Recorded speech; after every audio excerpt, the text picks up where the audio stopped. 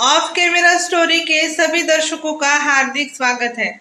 दोस्तों, आज हम एक कहानी सुनने वाले हैं। आज हमारी कहानी का टाइटल है हाथ की सफाई। आइए दोस्तों, फिर इस कहानी को हम सुनते हैं। जादूगरों का कमाल देखकर लोगों को बहुत खुशी मिलती है, लेकिन कई बार जिम्मेदार लोगों की नादानी की वजह से उन्हें भारी कीमत चुकानी पड़ती है। हाथ की सफाई एक ऐसे व्यक्ति की है जो एक बैंक का मुख्य कोषाधिकारी था, जिसके ऊपर बैंक के सारे मुद्रा कोष की जिम्मेदारी थी। वह अधिकारी बहुत ही हंसमुख किस्म का इंसान था। वह बहुत जल्द ही लोगों से घुल मिल जाता था। बैंक में सभी लोगों से उसकी अच्छी पटती थी। बैंक के सालाना कार्यक्रमों में वह अक्सर गाना गाया करता था। सभी कर्मचारी उसका गाना सुनकर बेहद खुश होते थे। इस बार यह बैंक सभी बैंकों की तुलना में सबसे ज़्यादा मुद्रा खाते खोलकर रिकॉर्ड कायम करता है। बैंक की सारी मुद्रा लॉकर में रख दी जाती है। बैंक के अच्छे प्रदर्शन के लिए एक प्रोग्राम आयोजित किया जाता है। प्रोग्राम के मनोरंजन के लिए हाथ की सफाई करने वाले जादूगर को भी बुलाया जाता है। बैंक के सभी कर्मचारियों के परिवार को भी आमंत्रित किया जाता था। सभी कर्मचारी अपने परिवार के साथ बैंक की सफलता का जश्न मनाने के लिए पहुंच जाते हैं। आए हुए सभी अतिथियों के लिए खाने पीने का शाही इंतजाम किया जाता है। लोगों का आना जाना लगा रहता है और कार्यक्रम को प्रारंभ हो जाता है। इसी बीच जादूगर की हाथ सफाई दिखाने के लिए मंच पर चढ़ जाता है। बैंक के कोषाधिकारी सबसे आगे बैठकर कार्यक्रम का लुत्फ उठा रहे होते हैं। जादूगर के हर खेल में प्रदर्शकों की तालियां बज रही होती है। कोषाधिकारी भी जादूगर के हाथ की सफाई को देखकर उसे मंच में कुछ रुपए इनाम में दे देते हैं। ठीक जादूगर का एक खेल खत्म होते ही सभी लोगों को खाने के लिए कुर्सी टेबल में बिठाया जाता है। जादूगर के बगल में कोषाधिकारी की कुर्सी लगी होती है। सभी की थालियों में खाना परोस दिया जाता है और सभी खाना प्रारंभ कर देते हैं।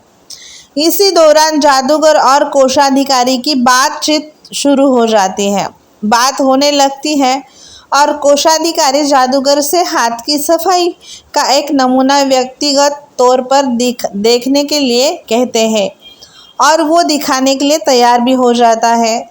तभी जादूगर उनके जेब में रखे एक लिफाफे को मांगता है, जिसकी जानकारी जादूगर को पहले से थी।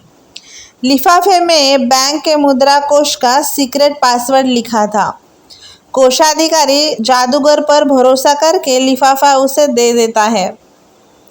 जादूगर अपने हाथ की सफाई के लिए से कोषाधिकारी के सामने ही वह लिफाफा बदल देता है और कोषाधिकारी को लिफाफा खोलने को कहा। जब उसने कहा कि आप लिफाफा खोलो, जब उसने लिफाफा खोलकर देखा तो उसके अंदर पासवर्ड मौजूद नहीं होता। कोषाधिकारी के चेहरे का रंग उड़ जाता है। वह जादूगर से ऊंचे स्वर में कहते हैं, अरे पासवर्ड कहाँ गया? उसे जल्द लाओ, नहीं तो मेरी नौकरी चली जाएगी। जादूगर अगले ही पल दोबारा उन्हें लिफाफा खोलने को कहता है, लेकिन इस बार पासवर्ड आ चुका होता है।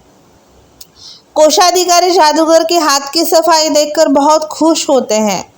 वह उसे अपने पारिवारिक कार्यक्रम में आने का आमंत्रण देते हैं। बैंक के कार्यक्रम में सभी लोगों को बहुत मज़ा आता है। सभी लोग खुशी खुशी अपने घर लौट जाते हैं, लेकिन अगली सुबह बैंक के कर्मचारियों की नींद उड़ जाती है, क्योंकि बैंक का सारा खजाना खाली हो चुका था। बैंक ने साल भर में जितने भी मुद्रा इकट्ठी की थी वह चोरी हो चुकी थी। चोरी इतनी बड़ी थी कि बहुत सी एजेंसियां बैंक पहुंच चुकी थी। पुलिस ने चारों तरफ से बैंकों को घेर लिया था। चोरी का पता चलते ही बैंक के चारों तरफ लोगों की भीड़ इकट्ठी हो चुकी थी। सीक्रेट एजेंट घटनास्थल पर पहुंच चुके थे। धीरे धीरे तहकीकात शुरू होती है। पुलिस कार्यक्रम में आए हुए सभी मेहमानों की सूची मंगवाते हैं और एक एक करके सभी से पूछताछ होने लगती है। 3 दिनों की कड़ी पूछताछ के बाद भी अधिकारियों को चोरी का कोई सबूत नहीं मिलता। महिला अधिकारी बैंक के सबसे बड़े कर्मचारियों को पूछताछ के लिए बुलाने की अनुमति मांगती है, लेकिन पुलिस के बड़े अधिकारी उसे ऐसा करने की इजाज़त नहीं देते हैं। महिला पुलिस अधिकारी एक सहेली मीडिया में काम कर रही होती है, जिससे वह मिलने जाती है और बैंक का सारा मामला उसे बताती है। दरअसल महिला पुलिस अधिकारी चाहती है कि उसे बैंक के बड़े अधिकारियों से पूछताछ करने की अनुमति मिल जाए, इसीलिए वह अपनी सहेली से सरकार पर न्यूज़ के जरिए दबाव बनाने को कहती है, ताकि वह बैंक के सभी अधिकारियों से पूछताछ करने की अनुमति दे दे। बैंक की चोरी का मुद्दा उच्च स्तरीय बन चुका था, इसीलिए पत्रकार इस काम के लिए तैयार हो जाती है और महिला पुलिस अधिकारी की चाल कामयाब हो जाती है।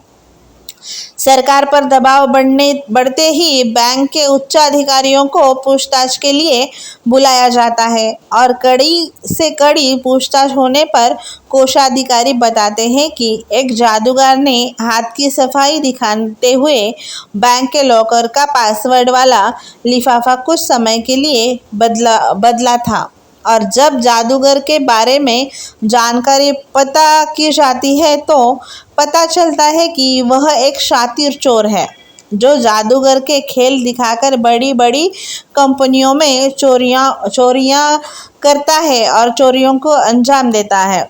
इस काम में उसके साथ कुछ लोग और भी हैं, जिसके पुराने अपराध मामले लंबी है और उनकी अपराध की लिस्ट भी काफ़ी लंबी है।